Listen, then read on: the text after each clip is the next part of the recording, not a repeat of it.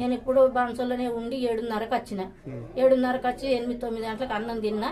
ఆ ఇంట్లో బట్టలు మడతేసుకుంటా కూర్చున్నా.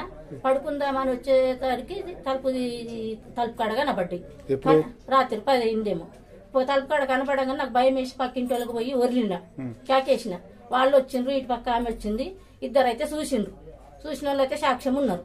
భయం బట్టి మీ ఇంట్లో వంట అంటే కూడా తలుపులు పెట్టుకుంటారు. ఈమె పోయి పండబెట్టుకున్నది నన్ను. ఇక తెల్లారేదాకా కూడా నాకు భయం వేసి అందరికి చెప్పేసిన సార్. ఏం పెట్టిరు?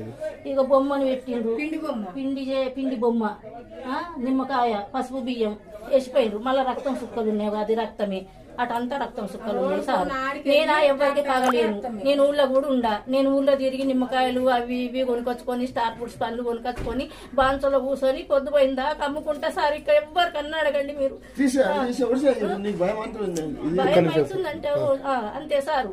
నేను వచ్చిన 7:30కు రాత్రి బాన్సోడకి వెళ్ళి వండుకున్నా, తిన్నా, పల్లెం కూడా కడగలేను. నేను సార్ తాళం తీయమంటే ఉంటలేను కూడా మా